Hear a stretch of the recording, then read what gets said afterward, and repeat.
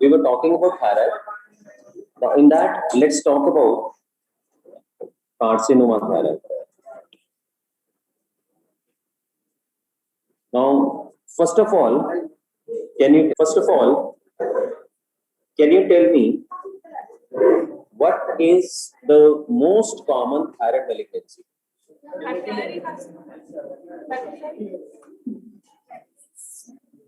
Okay, there was a question asked in your exam. Okay, let me first tell you that, then I'll ask that question to you. Most common thyroid malignancy is papillary thyroid carcinoma, followed by follicular thyroid carcinoma. Then we also have medullary thyroid carcinoma and anaplastic carcinoma. Out of these various malignancies, papillary thyroid carcinoma has a best prognosis, while anaplastic has worse prognosis. Anaplastic has worse prognosis.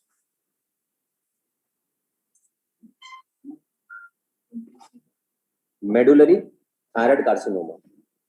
MTC is medullary thyroid carcinoma. FTC is follicular thyroid carcinoma. PTC is papillary. Now, there was a question asked in your exam that which of the following is the most common thyroid malignancy? And the choices were follicular thyroid carcinoma, medullary thyroid carcinoma, anaplastic carcinoma, none of the above. None of the above. Answer will be?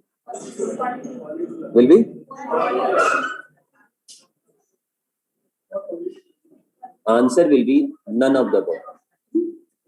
Question asked this, which of the following is the most common thyroid malignancy? And you just have told me that most common is papillary, and that papillary is not in the choice. So this is what they do in your exam also. So one has to be careful.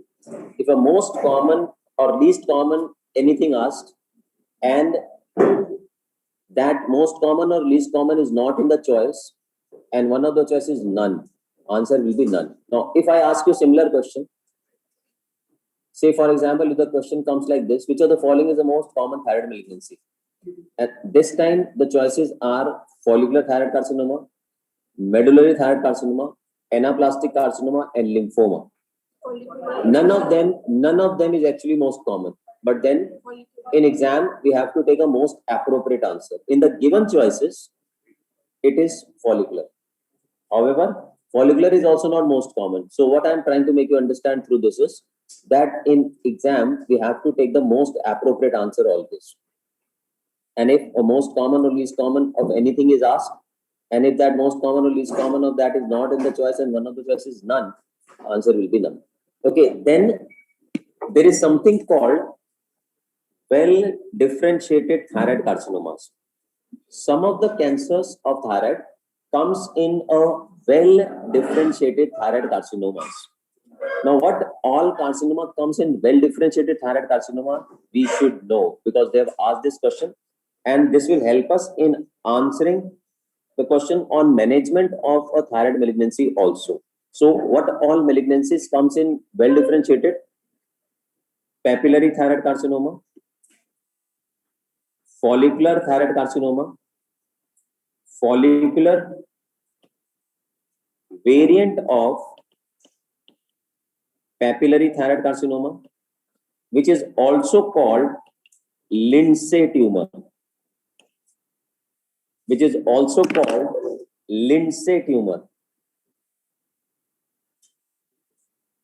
and then it is also Hurdle cell carcinoma. These are the malignancies which comes in well-differentiated thyroid cancer category. Now, I'll make you write down few statements, and at the end of all these statements, please write except Hurdle cell.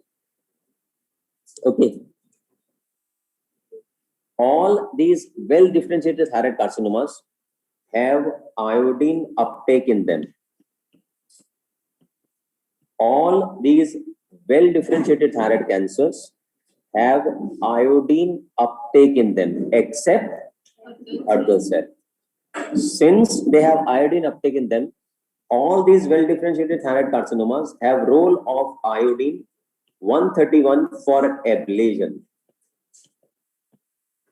All these well differentiated thyroid cancers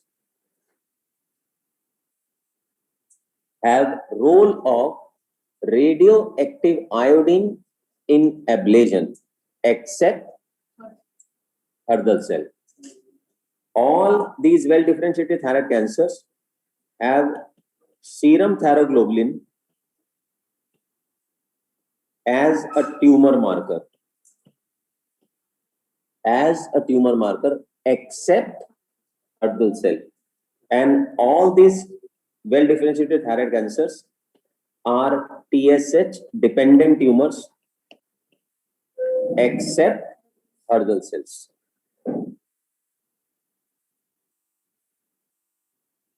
Right? So these are the things we need to know in this well differentiated thyroid cancers. Now let's start with first papillary thyroid carcinoma. Papillary thyroid carcinoma is the most common thyroid malignancy. Papillary thyroid carcinoma is the most common thyroid malignancy. It is slow growing and it is multi-centric. Important. And the most important risk factor, very commonly asked question for papillary thyroid carcinoma is it is radiation. Radiation is the most important risk factor here. So you may be asked that a patient, say for example, is a case of lymphoma and has received radiation for therapeutic intent in past. Which of the following malignancy can happen? So it is thyroid malignancy, and then thyroid malignancy, it is papillary. Then family history is also a risk factor. And important to note, papillary thyroid carcinoma is a carcinoma which is associated with FAP. Important. Right? Then the most common presentation of a papillary thyroid carcinoma is thyroid nodule itself. It most commonly presents with thyroid nodule. And there are certain most commons in papillary thyroid carcinoma which we need to know. It's a most common thyroid malignancy. It's a most common thyroid malignancy leading to lymph node enlargement in the neck. It's a most common thyroid malignancy leading to lymph node enlargement in the neck. It is a most common thyroid malignancy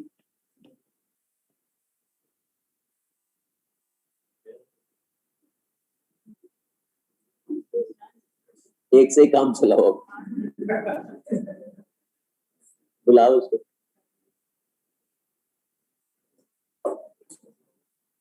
It's a most common thyroid malignancy presenting as lateral aberrant thyroid or leading to lateral aberrant thyroid. What is lateral aberrant thyroid? Important. Lateral aberrant thyroid is thyroid malignancy presenting as lateral aberrant thyroid. Lateral aberrant thyroid is nothing but presence of thyroid tissue in lateral position. And this lateral aberrant thyroid happens because of a papillary thyroid carcinoma. So lateral aberrant thyroid is actually a malignancy. मैंने बोला ही था.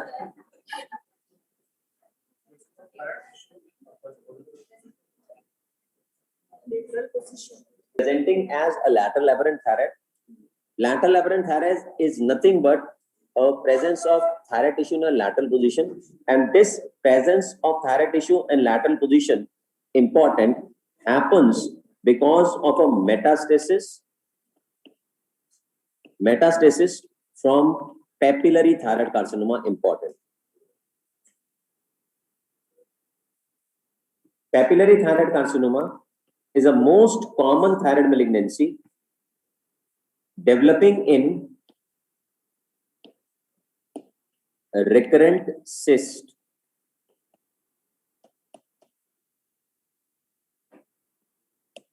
Papillary thyroid carcinoma is the most common thyroid malignancy developing in a recurrent cyst.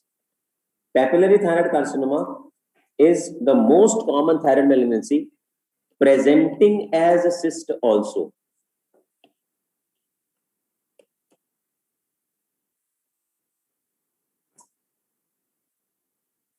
And we should also know papillary thyroid carcinoma is the most common thyroid malignancy again, presenting as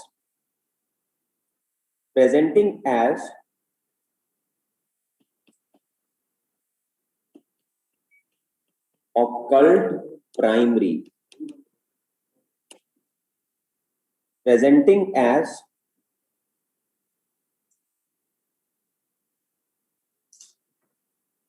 occult primary. What is occult primary? Occult primary means there is no problem in the clinical examination in a thyroid gland. But when you do examination of the lymph node in the neck, the lymph nodes are enlarged. There is no abnormality in the gland, but the lymph nodes in the neck are enlarged.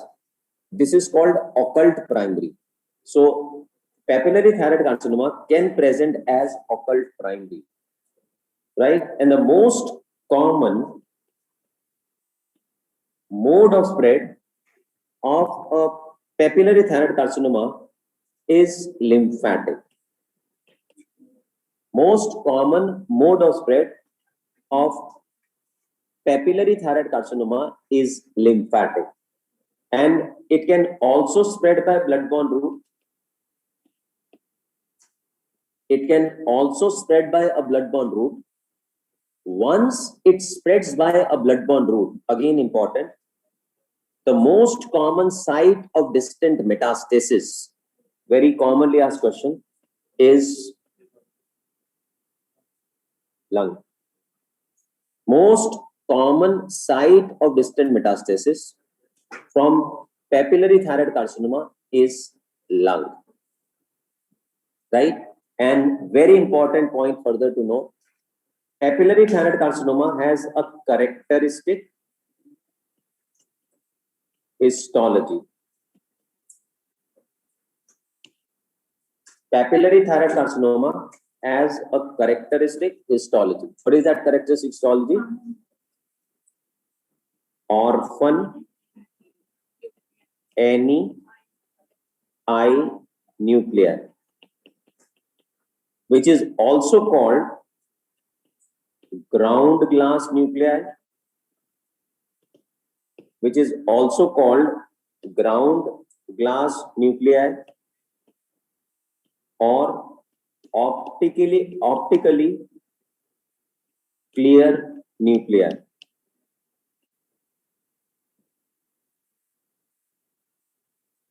In papillary thyroid carcinoma, there are intranuclear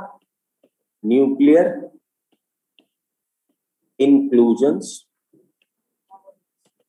In papillary thyroid carcinoma, there are intranuclear inclusions, or nuclear grooving can also be seen.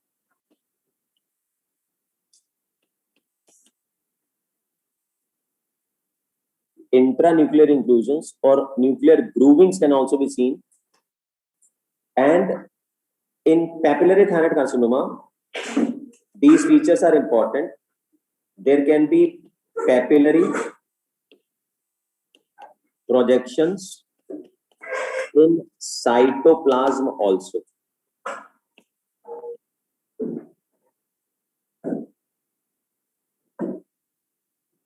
There are papillary projections. यही है.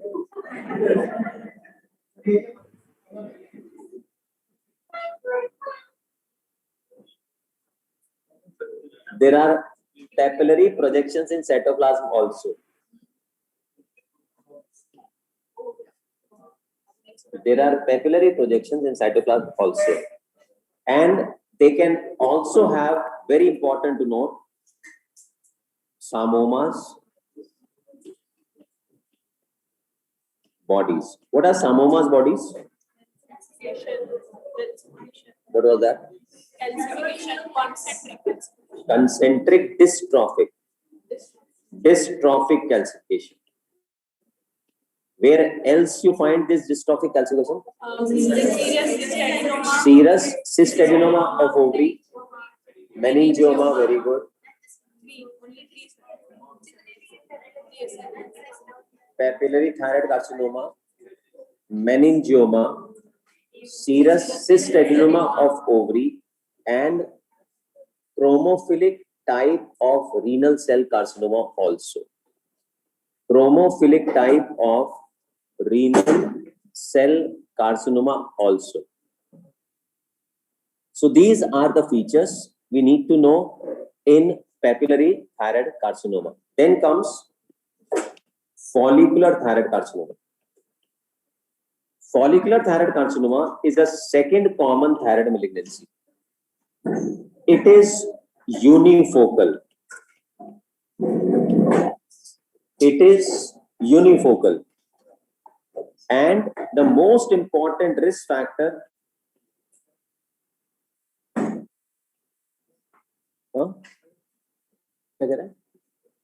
we are talking about follicular thyroid carcinoma.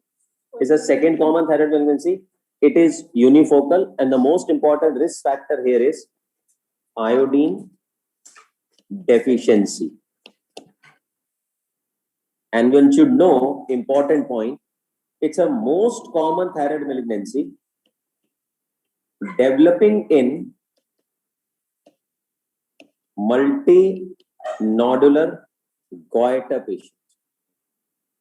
It's a most common thyroid malignancy developing in a multinodular goiter patient. Right? Now, most common presentation of this malignancy also is thyroid nodule. Most common presentation of follicular thyroid carcinoma is also thyroid nodule, right? But since it is developing in a multinodular goiter, one of the presentation of a follicular thyroid carcinoma can be, important point, one of the presentation of a follicular thyroid carcinoma can be sudden increase in size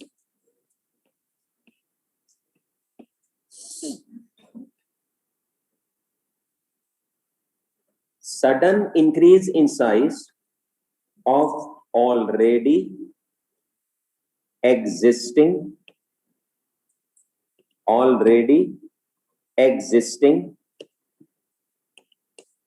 thyroid swelling. Sudden increase in size of a already existing thyroid swelling. Most common mode of spread here is bloodborne. Most common mode of spread here is bloodborne, and the most common site of distant metastasis here, important, is bone.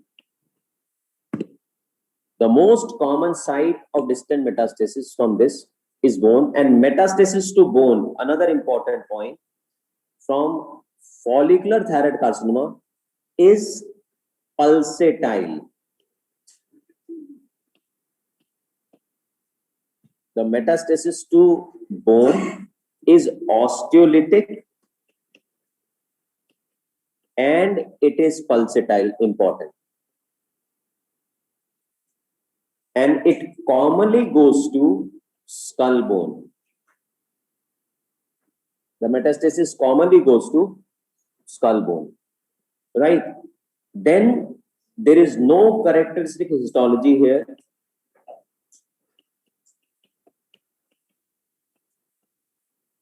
No characteristic histology, and there is a variant, important to note. There is a variant of follicular thyroid carcinoma also called Ardal cell. Important to note, Ardal cell is a variant of follicular. Ardal cell is a variant of a follicular thyroid carcinoma, and it's a variant of follicular thyroid carcinoma though, but it differs from a follicular thyroid carcinoma in certain ways. What are those certain ways in which a Ardal cell carcinoma differs from follicular? We should know. One, it is multifocal. It has no iodine uptake. There is no role of radioactive iodine.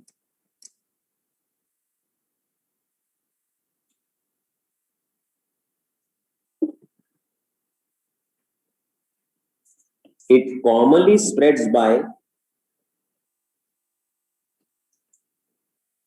lymphatic route. It commonly spreads by lymphatic route, and it has bad prognosis in comparison to follicular. Radioactive iodine.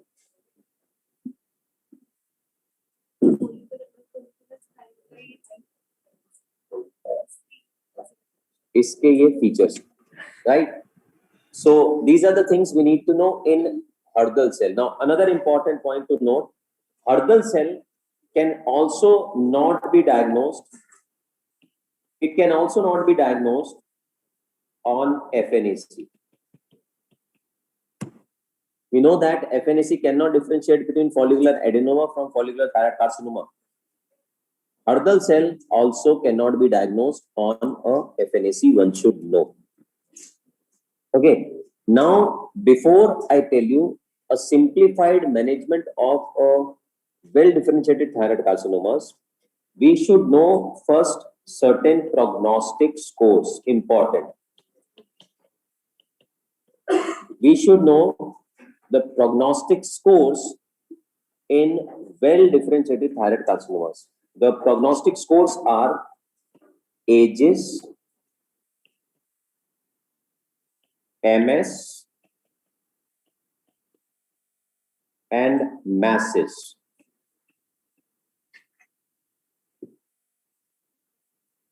In all these prognostic score, A everywhere stands for age. A everywhere stands for age. G stands for grade.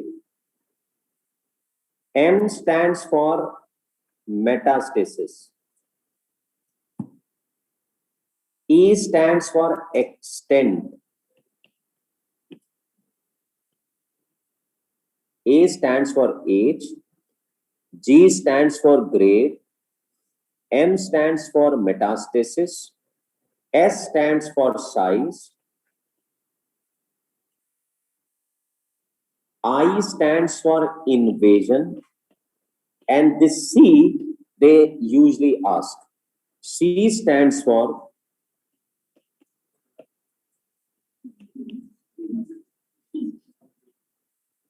completeness of resection. C stands for completeness of resection, and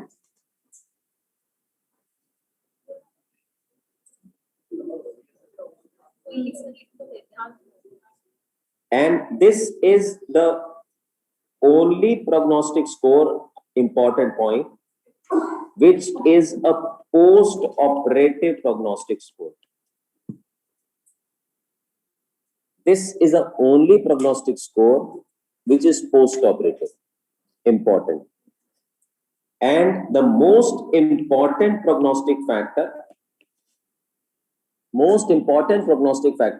in carcinoma thyroid in general is age.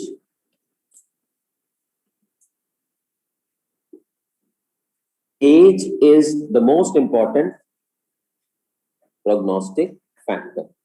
Now, you don't need to go into the staging of a thyroid malignancy. I will make you understand a very simple way of answering a question on management of a thyroid cancer. In management of a thyroid malignancy, well differentiated type, we have option of surgery. We have option of radioactive iodine 131, and we have option of thyroxine suppressive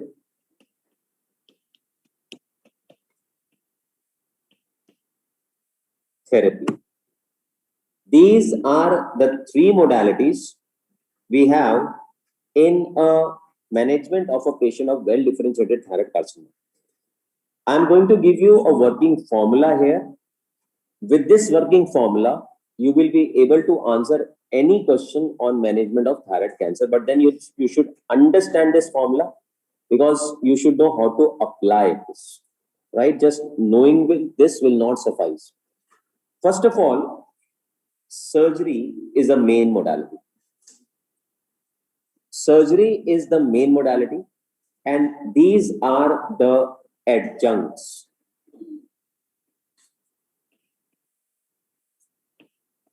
In thyroid malignancy, surgery is the main modality, and these two are adjuncts. And very important for you to keep it in mind that these adjuncts are always given in a adjuvant setting. What do you mean by adjuvant setting? Means if they are supposed to be given, they are always supposed to be given after the surgery. They will never be given before surgery, right? पहली बात तो एक basic understanding of thyroid malignancy is this. Okay. Now, if by any chance, if your patient is undergoing a total thyroidectomy, if the surgical part of management is such, when the total thyroidectomy is going to be done, I'll let you know. The surgical part of the management, imagine if warrants a total thyroidectomy. When will it warrants? We'll know. We have to give a thyroxine suppressive therapy. As simple as that. Then, if the patient has lymph node enlarged in the neck, if the patient has a lymph node enlarged in the neck, or if the patient has distant metastasis,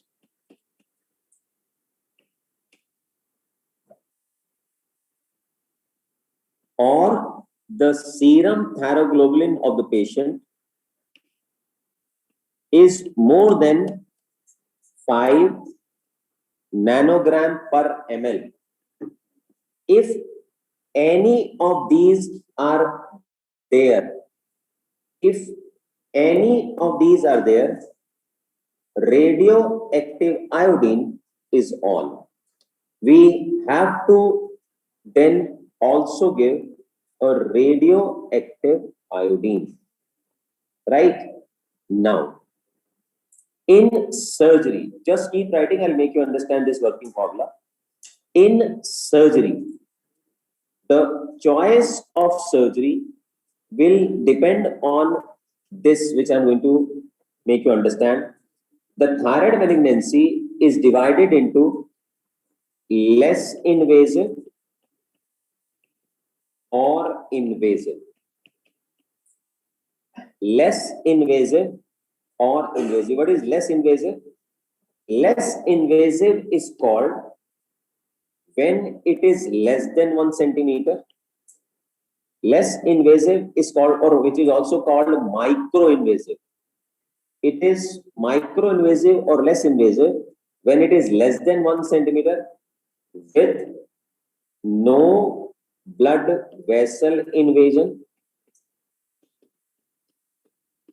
no blood vessel invasion, no lymphatic invasion, and no capsular invasion is there.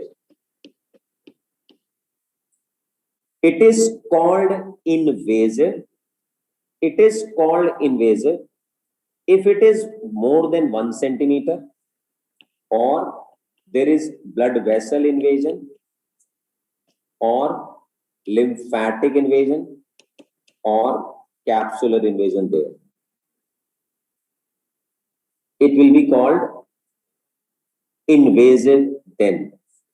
And in case of a micro-invasive type of, be it follicular thyroid carcinoma or papillary thyroid carcinoma, be it a follicular thyroid carcinoma or be it a papillary thyroid carcinoma, we are supposed to do hemithyroidectomy. We are supposed to do hemithyroidectomy, right? And for tumor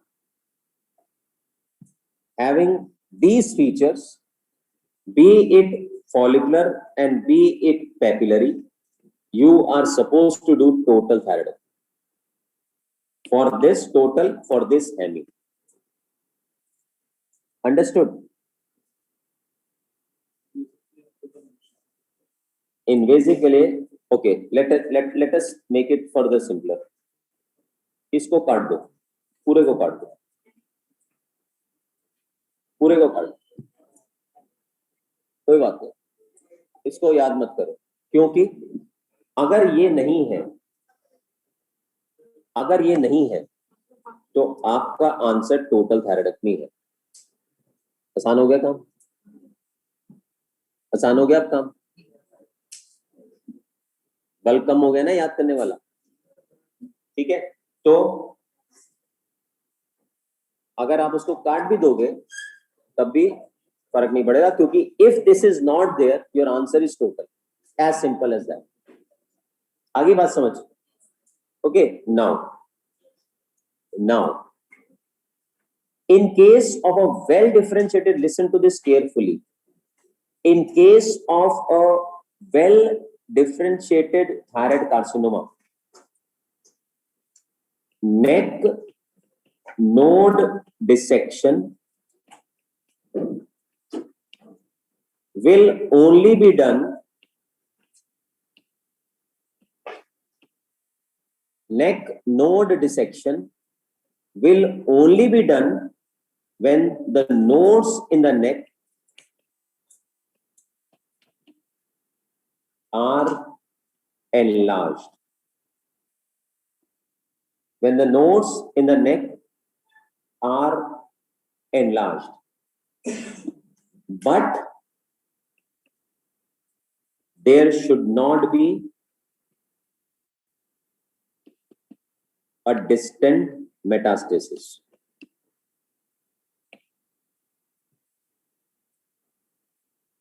अगर नेक node enlarged है और distant metastasis नहीं है, then only we will do a neck node dissection.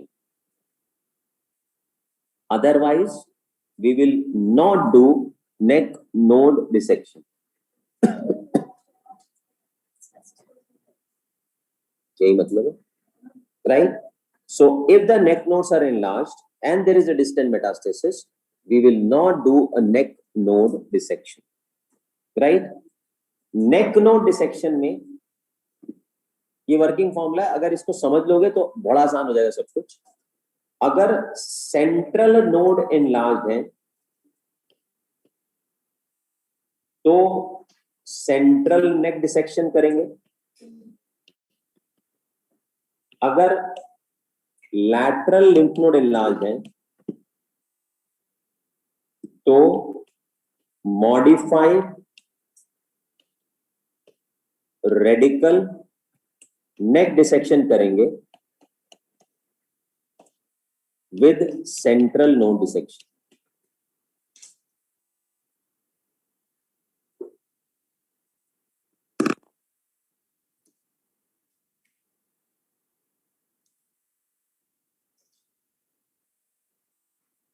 ठीक है. Now let me ask you so that you can apply this. Patient comes to you with a thyroid nodule. On clinical examination, found to be of 2 by 2 centimeter in the midline of the neck.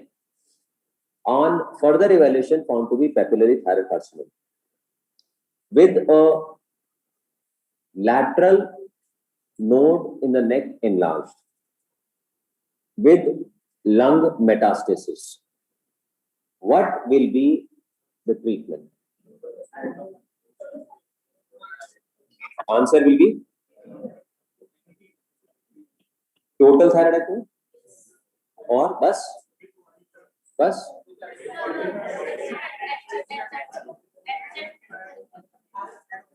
followed by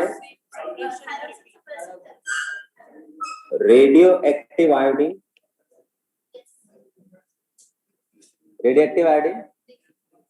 with pyroxene suppressive therapy. Agreed? Another question. Patient comes to you with a 1 centimeter nodule which is found to be papillary thyroid carcinoma with central node enlarged with no distant metastasis. सोच के, जल्दी नहीं है.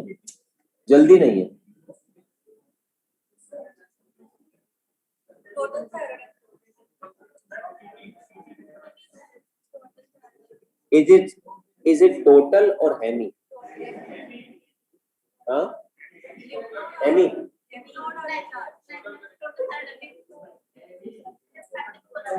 Hemi या total? Hemi क्यों? Hemi. Those who are saying hemi, why hemi? Okay. Let me ask you in a different way. A patient has a 0.5 centimeter nodule. Okay, let's take that as an example. Patient has a 0.5 centimeter nodule with a central node enlarged with no distant metastasis. It's a papillary thyroid carcinoma.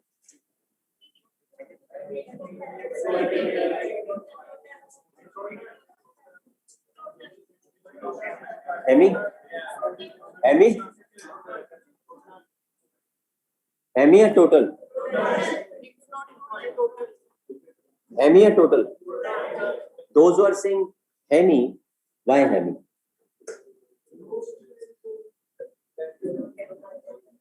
Less than 1 centimeter is clear.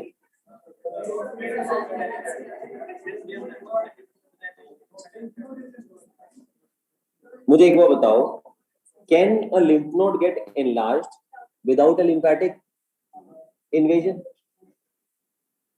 Can a lymph node get enlarged without a lymphatic invasion?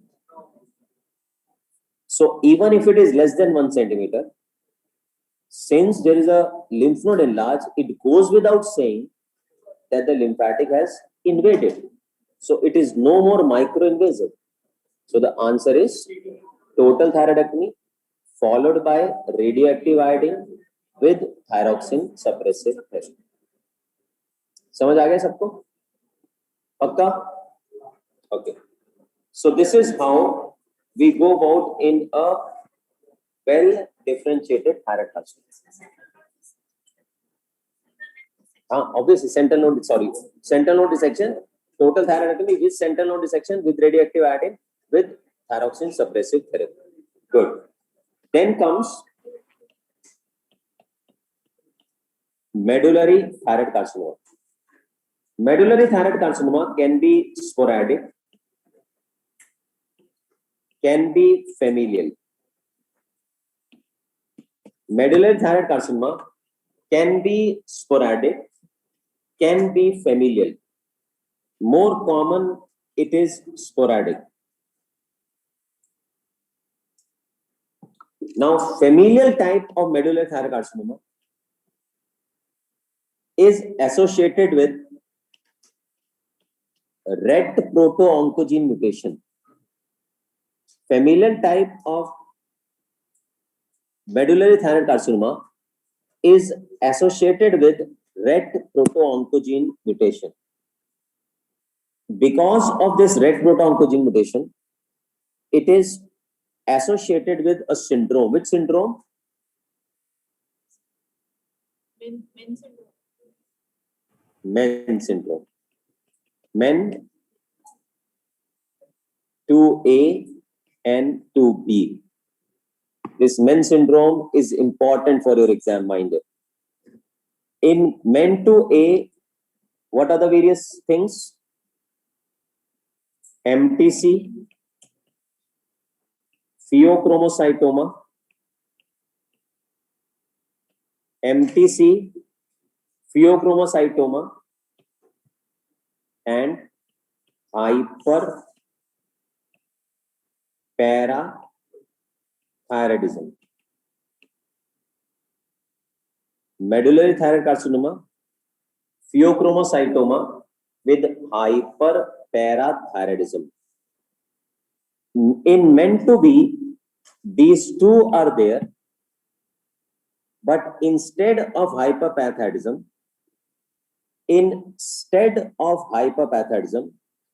there is marfanoid features and submucosal neuromas. Instead of a hyperparathyroidism, there are marfanoid features with submucosal neuromas are there. Okay. Now, before I proceed further, very important point to note. This is again can be a clinical question. If any patient found to have a men's syndrome, once any patient is found to have a men's syndrome, first of all the family members of that patient's family will be high risk. So his family will be a high risk family. Okay. Now all the family members should be checked for a red proto-oncogene mutation. All the family members of this patient's family will be checked for a red proto-oncogene mutation. If any family member found to have a mutation,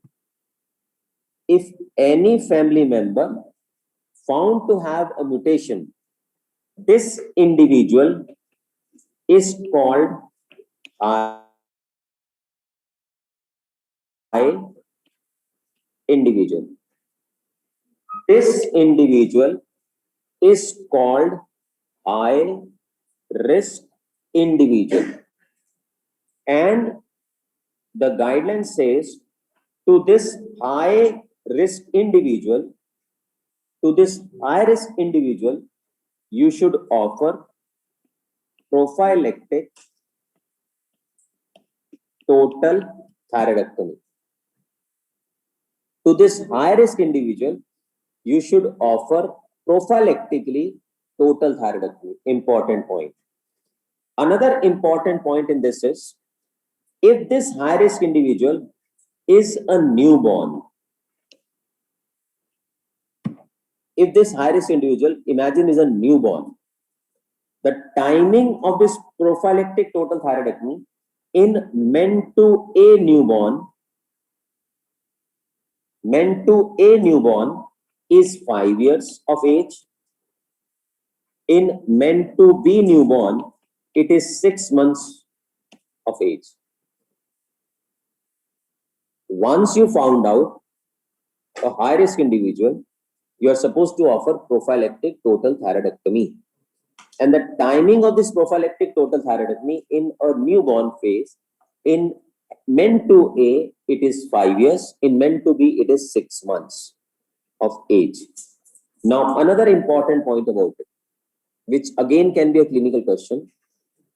Once a patient is found to have a MTC, once a patient is found to have a medullary thyroid carcinoma, as a rule, remember, we have to rule out Men's syndrome. Once a patient is found to have a medullary thyroid carcinoma, Men's syndrome has to be ruled out. Now, how will you rule out Men's syndrome? You will rule out Men's syndrome by ruling out FEO. Why? Because FEO is common to both. Because pheochromocytoma is common to both. And another important point. Once Men's syndrome is found, once patient is found to have a Men's syndrome, very important, FEO should always be operated first.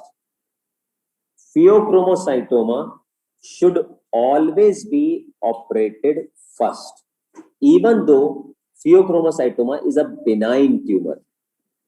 Medullary thyroid carcinoma is an aggressive tumor. Still, FEO should always be operated first. Medullary thyroid carcinoma arises from parafollicular C cells. This medullary thyroid carcinoma arises from a parafollicular C cells which secrete calcitonin, you all know. Which secrete calcitonin. So the tumor marker for medullary thyroid carcinoma is calcitonin. It is not only a tumor marker, again important, it's a most sensitive marker of prognosis as well as recurrence. It is a most sensitive marker of prognosis as well as recurrence. Now, in case of a medullary thyroid carcinoma, there are various enzymes and hormones are released. What are those enzymes and hormones released? We should know. Calcitonin, CEA, calcitonin, CEA, ACTH, prostaglandin, and serotonin also. Calcitonin, CEA, ACTH, prostaglandin, and serotonin are released in medullary thyroid carcinoma, we should know. Now, coming on to the presentation. The most common presentation of Medullary thyroid carcinoma is again a thyroid nodule. But very, very important to know, if you are asked what is the most common presentation of a familial MTC, it is diarrhea. Most common presentation of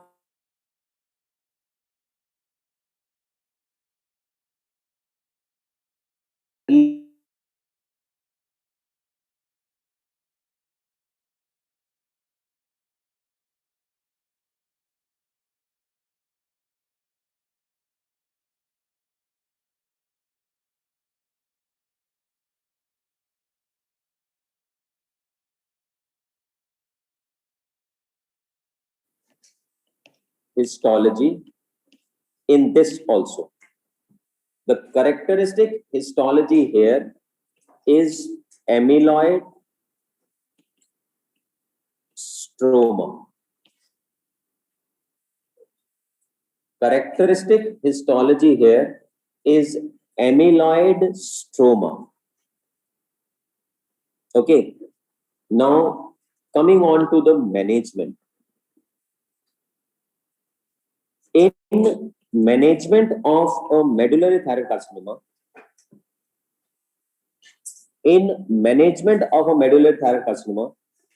we have the option of surgery. We have the option of external beam radiation therapy. We have the option of surgery.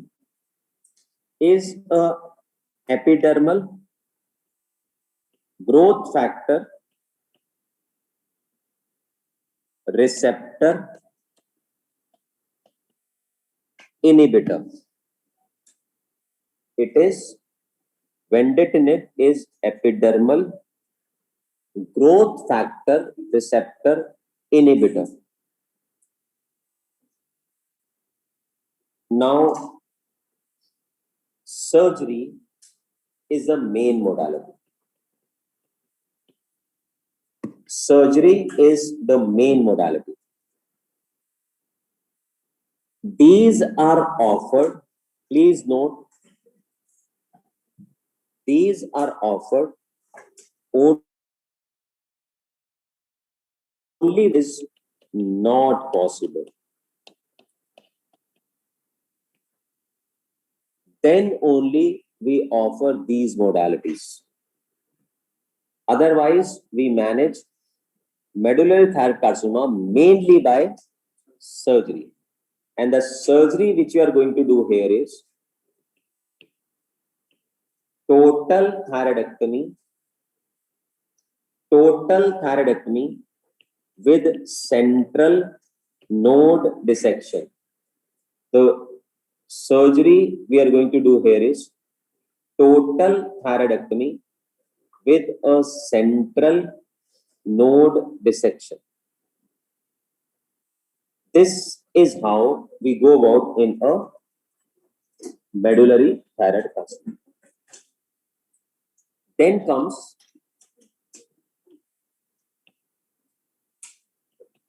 anaplastic carcinoma. Anaplastic carcinoma is a worst prognostic thyroid malignancy. Anaplastic carcinoma is a worst prognostic thyroid malignancy, and very important to note, it is commonly seen in elderly patients. It is commonly seen in elderly females. Please note one basic point here that will make again life simple for us. All these thyroid malignancies, just remember this way. This will be easier for you to remember then. All these thyroid malignancies are common in females in comparison to males, right? All thyroid malignancies are going to be common in females, okay? And the most common age of presentation of papillary thyroid carcinoma, just remember, is 30 to 50 years. As this we are going down, the age in other malignancy is increasing. Papillary thyroid carcinoma 30 to 50 years की as में होता है, follicular उससे ज्यादा as के group में होता है, मेडुलरी उससे ज्यादा एज ग्रुप में होता है, और एनाप्लास्टिक उससे ज्यादा. So just if you remember this, you will be decreasing the bulk of the things to remember. Now,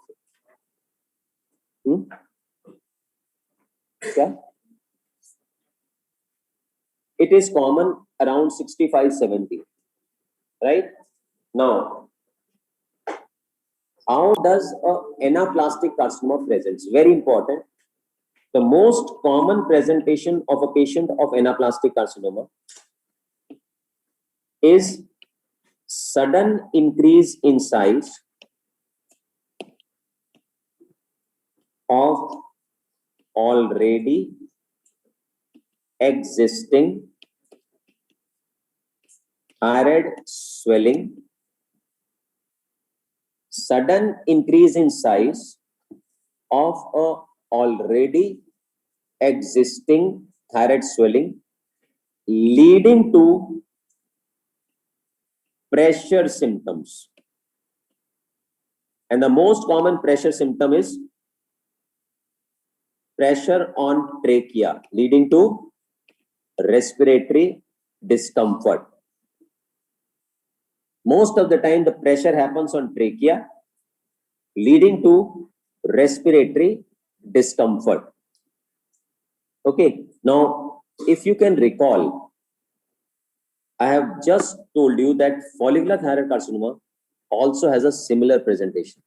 Sudden increase in size of a already existing thyroid swelling. So what should we take an answer in a given question if sudden increase in size of already existing thyroid swelling is asked? Remember this point. If a sudden increase in size of a already existing thyroid swelling asked, follicular and anaplastic, if both are there in the choice, answer will be follicular, because follicular is more common than anaplastic one. For this simple reason, follicular will be the answer. But if by any chance they mention elderly female, or if by any chance elderly female they don't mention, but they mention that there is a sudden increase in size of a already existing thyroid multinodular goiter leading to dysphagia, dysphonia, or respiratory distress, answer even when follicular there in the choice will be anaplastic. Please be careful.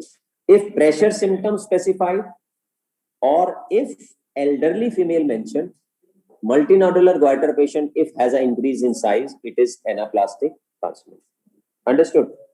Now, it's a worst prognostic thyroid malignancy, and the most common mode of spread of this is local infiltration.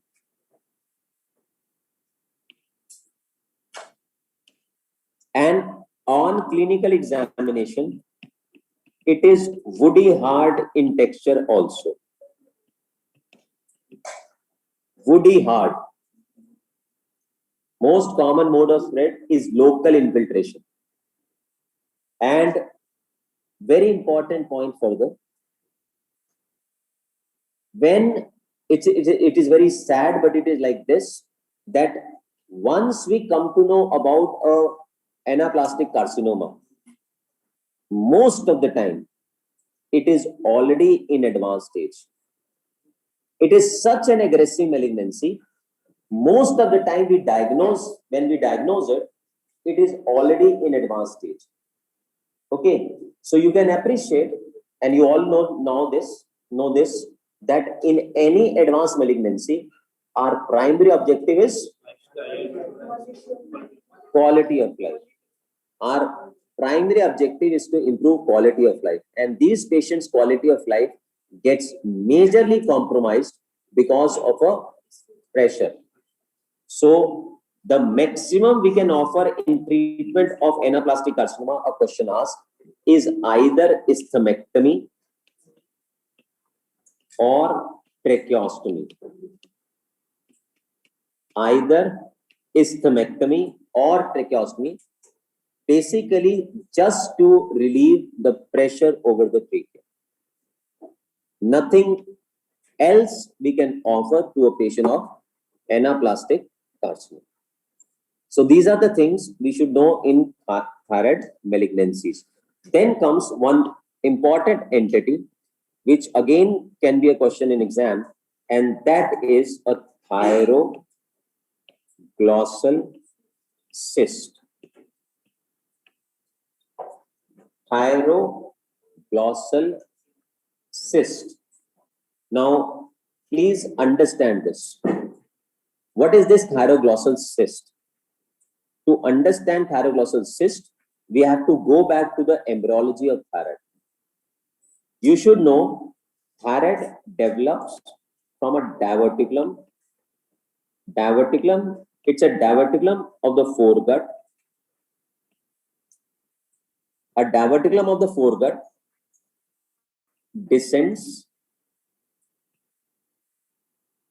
at the level of foramen cecum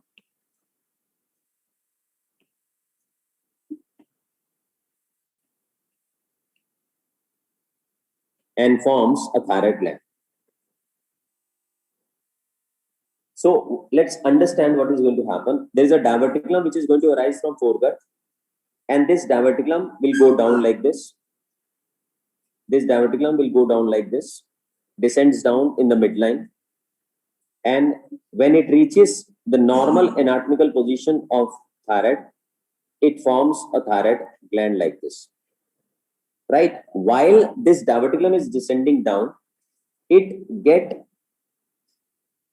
amalgamated with various pharyngeal pouch structures. It gets amalgamated with various pharyngeal pouch structures. So this diverticulum, important point to notice, this diverticulum goes through hyoid bone.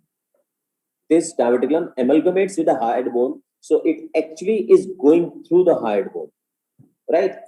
So इस तरह से diverticulum नीचे जाता है और hide bone के बीच में से होता हुआ थायराइड ग्लैंड को बनाता है. In a normal situation, what happens? This diverticulum gets obliterated. In a normal situation, what happens? Once the thyroid gland is formed, this diverticulum gets obliterated and you just have a thyroid gland there, right? But sometimes what happens is that this diverticulum persists. This diverticulum persists. Now, it depends on how much segment of this diverticulum persists. It is quite possible that this much segment of this diverticulum persists. It is quite possible this much segment of this diverticulum persists. It is quite possible this much segment of this diverticulum persists. It is quite possible this much segment of this diverticulum persists, or it is also possible that whole diverticulum persists. Once imagine this much part of the diverticulum persists. Imagine this is a hyoid bone. Rest all got obliterated. This much part of the diverticulum persisted. Rest all got obliterated. This much part of the diverticulum persists. Right? This diverticulum has a lining epithelium. So since it has a lining epithelium, it secretes fluid and forms a cyst. So this cyst is called thyroglossal cyst. So that means this cyst can be here, this cyst can be here, this cyst can be here, this cyst can be here, this cyst can be in the whole midline also. Right? So this is thyroglossal cyst. The most common location, very commonly asked question, most common location of this thyroglossal cyst is sub-hyoid. Most common location of this thyroglossal cyst is sub-hyoid. Okay. Now, if you can recall, I already told you that any swelling in the midline of the neck, if is moving with deglutition, is considered as a thyroid swelling until proved otherwise. Now, since this diverticulum is also attached to the pretracheal fascia, so when you ask the patient to do deglutition, this swelling will also move with deglutition. So how will we know that this midline swelling which is moving with deglutition is this time a thyroglossal cyst, not thyroid gland? So any swelling in the midline of the neck, if moving with deglutition and also moving with protrusion of tongue, thyroid gland never moves with protrusion of tongue. It is the thyroglossal cyst which is going to move with protrusion of tongue.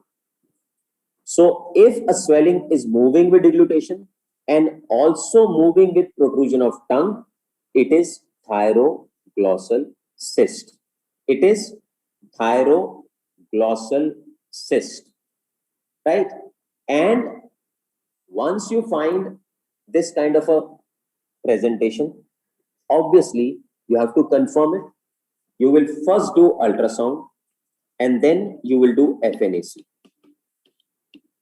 Then you will do FNAC. Now, sometime, this is important point further, sometime while doing FNAC, if you have not taken aseptic precautions properly, this sterile swelling in the neck may get infected also. So you have to be very careful while doing FNAC of this sterile swelling. So if it gets infected, you can appreciate that this will form an abscess. This will form an abscess. And once it forms an abscess, we have to treat it like an abscess. We have to treat it like an abscess. So how will this abscess is going to present?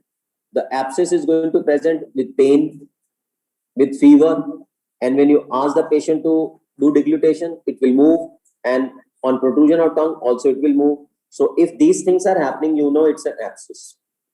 And the treatment of abscess, you know, in any infective condition, will start antibiotic, right? So it is quite possible that it may subside with antibiotic. It is quite possible that it may not subside with an antibiotic. So if it doesn't subside with antibiotic, for any abscess, we are supposed to do incision and drainage. So we have to do incision and drainage. After incision and drainage, sometime this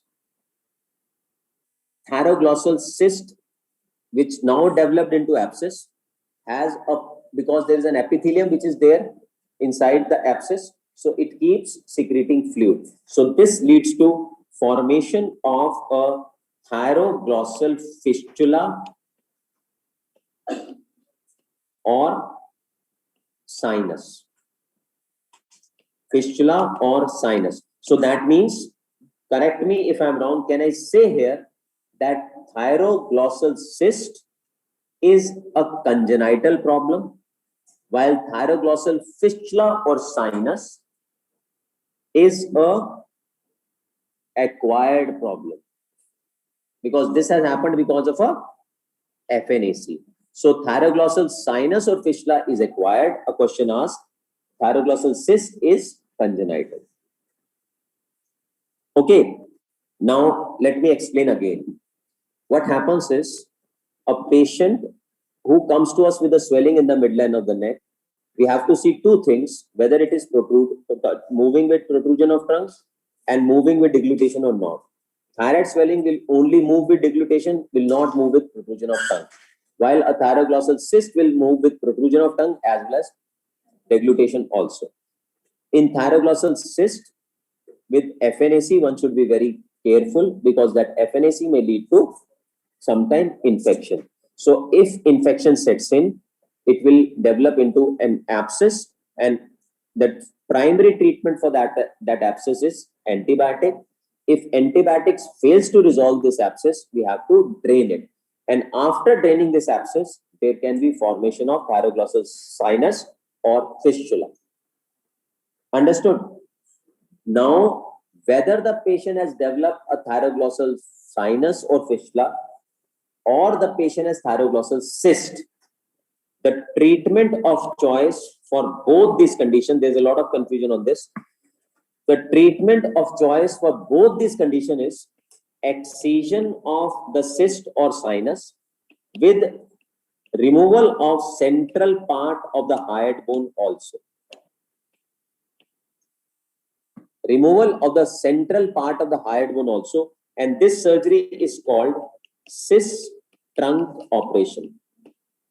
This surgery is called cyst trunk operation. So that means for both thyroglossal cyst and thyroglossal sinus or fistula, the treatment of choice is cyst trunk operation. What is cyst trunk operation? Excision of the cyst or sinus with removal of the central part of the hyoid bone also. Right? So this was all about our discussion, surgical part of thyroid, where I have not talked about the features of hyperthyroidism and hypothyroidism now. Right? So I have talked about the surgical aspect of thyroid problem. Right? Then comes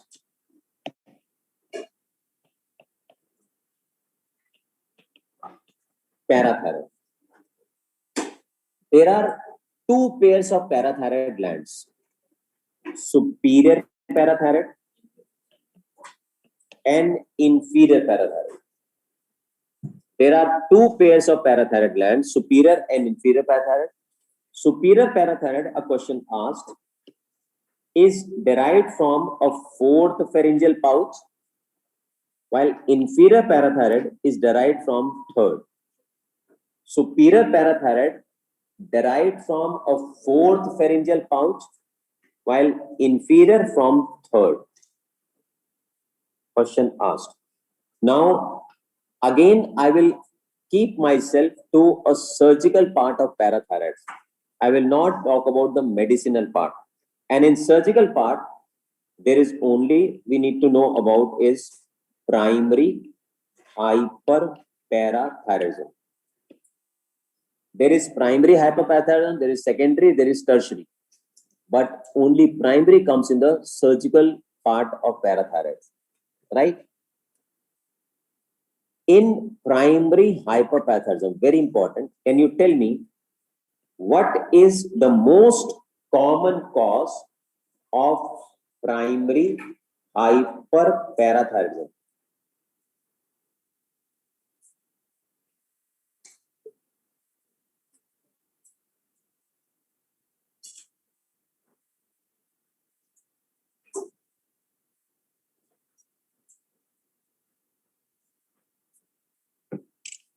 The most common cause of primary hyperparathyroidism is parathyroid adenoma. Most common cause of primary hyperparathyroidism is parathyroid adenoma, followed by parathyroid hyperplasia, followed by parathyroid carcinoma. Now, the important point to understand here is in parathyroid adenoma, only one gland is enlarged. In parathyroid hyperplasia, all the four glands are enlarged. And in parathyroid carcinoma also, only one gland is enlarged. So in parathyroid adenoma and parathyroid carcinoma, out of four glands, one gland has a problem. In parathyroid hyperplasia, all the four glands have a problem. All the four will be enlarged. Now, before we proceed, you should know parathyroid glands are usually there in the neck, but they can be ectopic also. They are usually in the neck, but they can be ectopic also. Once they are ectopic, they can be present anywhere from base of skull to mediastinum. Once they are ectopic, they can be present anywhere from base of skull to mediastinum. We should know that.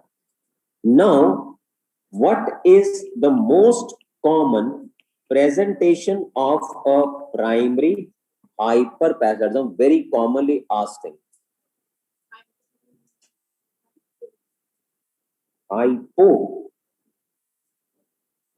Hypokalemia. Hyper. The most common presentation, good, of primary hyperparathyroidism is asymptomatic hypercalcemia. What do you mean by asymptomatic hypercalcemia? You are doing blood investigation for some other reason and you found that the calcium is raised. This is the way most of the time we come to know about primary hyperparathyroidism. But primary hyperparathyroidism can also present symptoms also. It's not that it is always asymptomatic, it can present with its symptoms also. When it presents with its symptoms, there is a symptom complex which happens. And there's an aphorism for that symptom complex also. What is that aphorism? Stones, bones, groans, psychic overtones. The symptom complex is stones, bones, groans, psychic overtones. Now, because of hypercalcemia, first of all, there is a renal stone. There can be a renal stone. Because of a function of parathyroid hormone, you know that parathyroid hormone mobilizes calcium from the bone. So it causes demineralization of the bone.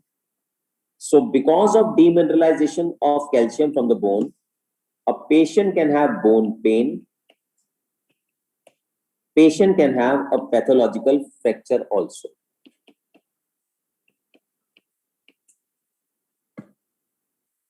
Patient can have bone pain.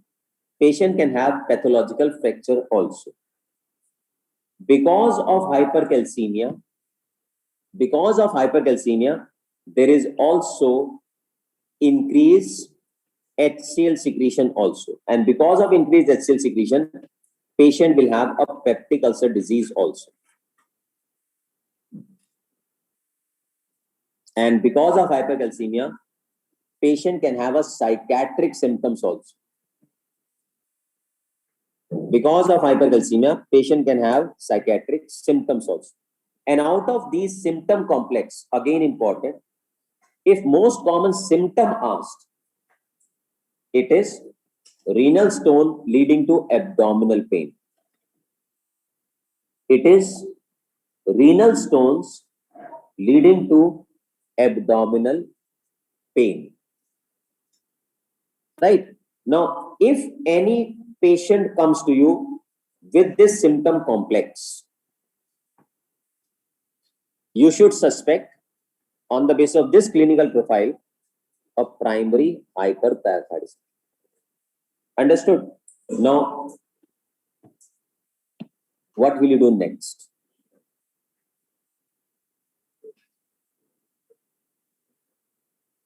In any endocrine organ neoplasm suspicion, after clinical examination, I told you also that our first investigation is always going to be biochemical.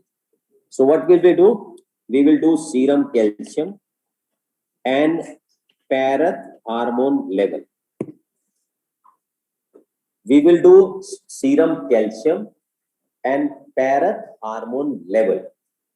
If the serum calcium and parath hormone level both are found to be raised, if serum calcium and parathormone both found to be raised, it is primary hyperparathyroidism, biochemically confirmed. It is primary hyperparathyroidism, biochemically confirmed. Then we have to localize parathyroids. The localization study of choice. The localization study of choice, very commonly asked question. In recent NEET also there was this question. Technetium 99 labeled cyst amoeba scan. Technetium 99 labeled cyst amoeba scan. Right? Now, in any patient found to have a primary hyperparathyroidism, please note this point. In a clinical question, this is important. In any patient of primary hyperparathyroidism, the first line of management, moment you diagnosed it, the first line of management is hydration with bisphosphonates. You have to maintain hydration of the patient with bisphosphonates, right? But if the patient is symptomatic, please note this point. These are very important points. Once the patient is symptomatic or patient is asymptomatic, once the patient is symptomatic, or if the patient is asymptomatic but with any of these features, that is, serum calcium of the patient is more than 1 milligram per deciliter above upper limit of normal. The serum calcium of the patient provided is more than 1 milligram per deciliter above upper limit of normal, or if 24-hour urinary calcium is more than 400 milligram, or the bone mineral density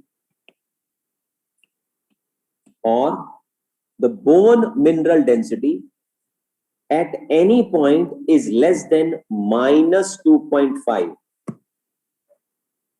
Bone mineral density at any point is less than minus 2.5, or the decrease in creatinine clearance provided is more than 30%, or the patient provided has a renal stone, or if the age of the patient provided is less than 50 years. In either of these situations,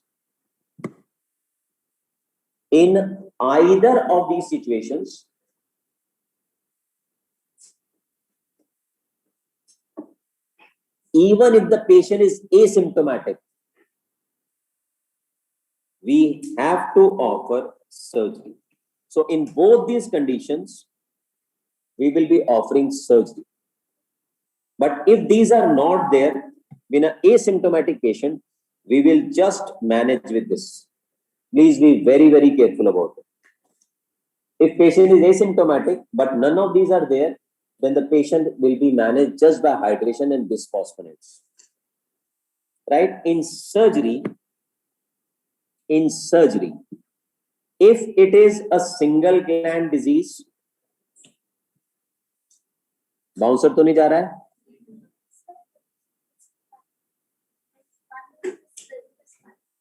Anyone? Huh?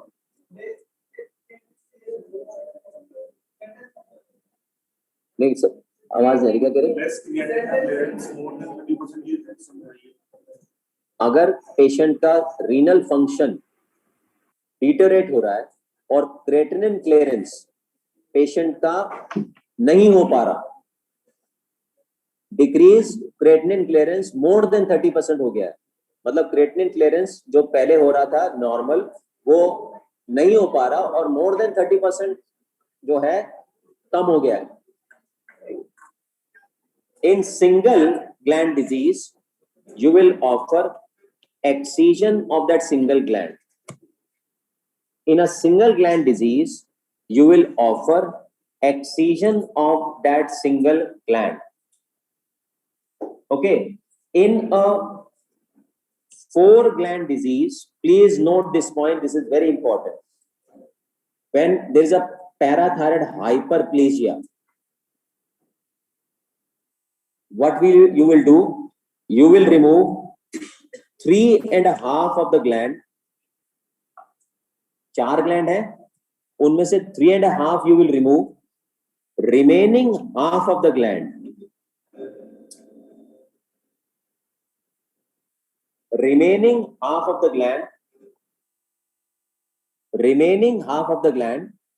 you will implant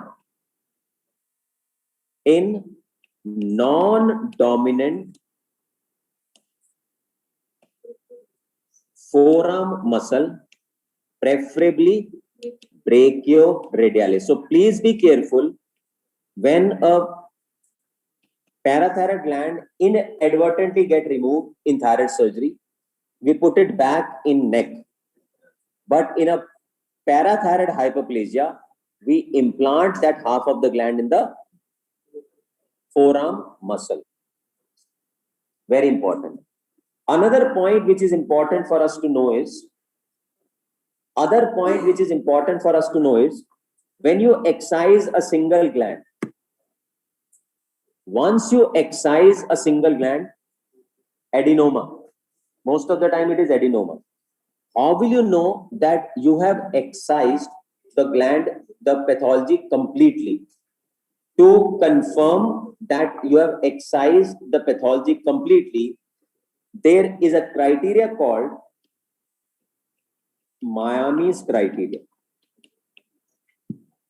There is a criteria called Miami's criteria. What is that Miami's criteria? You have a parathormone level preoperatively with you. You have a parathormone level preoperatively with you already, right? After excision of the gland,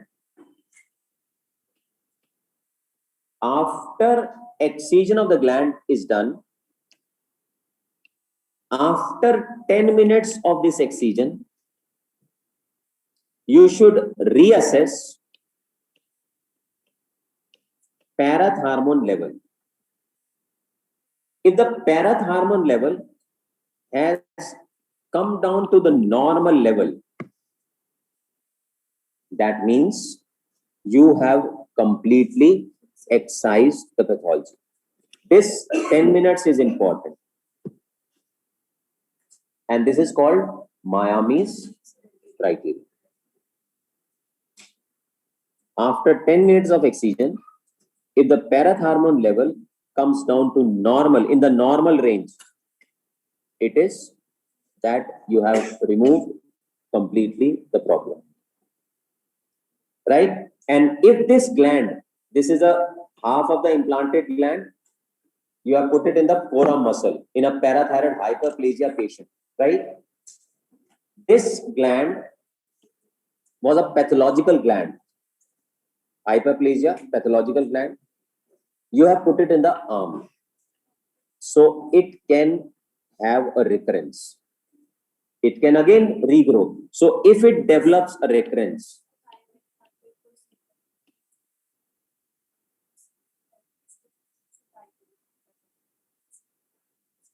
ताकि इसमें इसलिए किया है ताकि patient के चारों parathyroid gland अगर आप निकाल दोगे तो पेशेंट को जो हार्मोनल सप्लीमेंट है कहां से आएगा?